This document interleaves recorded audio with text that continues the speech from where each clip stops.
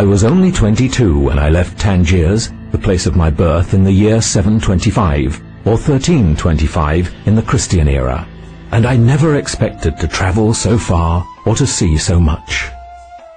Nor did I fully realize how much of the globe is covered by our Muslim caliphate and the great prosperity and peacefulness of the civilization therein.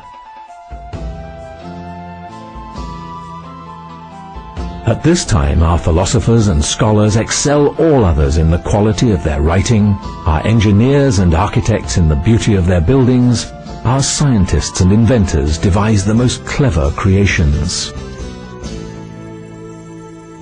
But of all the wondrous man-made things I saw, few delighted me so much as the ingenious elephant clock, which you see before you now.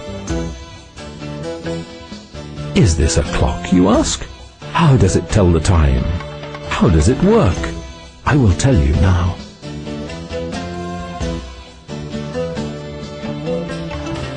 The number of hours since sunrise is shown on the silver and black disc at the top of the clock, and the number of minutes into the hour is shown by the scribe's pen.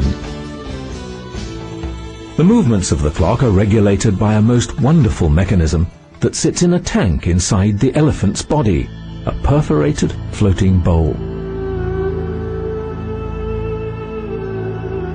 There is a small hole in the floating bowl that regulates the speed at which it sinks. As it slowly submerges over half an hour, it tugs via a system of pulleys the scribe and his pen. When it is completely submerged, the bowl quickly tilts, sinks, and triggers a more dramatic sequence of events.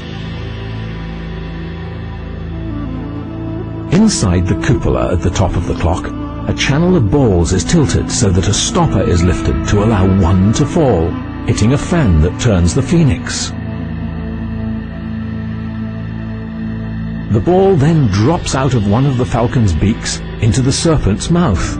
As the serpent falls, rotating around its pivot, the weight of the ball tugs a rope that resets the bowl back to the surface of the water. The ball drops again into a vase that triggers the mahout's mallet and hits a cymbal, which sounds the half hour. As the ball collects in a trough, the float begins to submerge again, and the whole process repeats itself with subtle adjustments for the second half of the hour.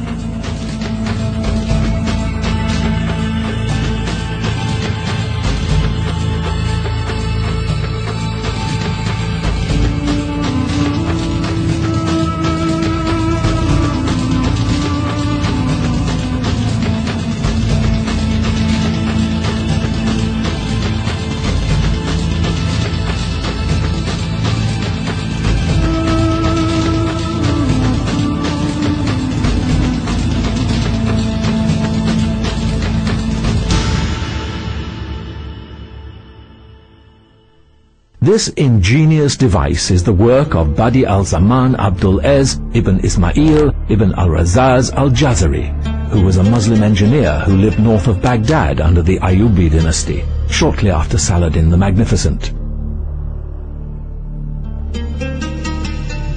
Al-Jazari built a large number of mechanical devices that revolutionized engineering. He described many of them in his book of knowledge of ingenious mechanical devices.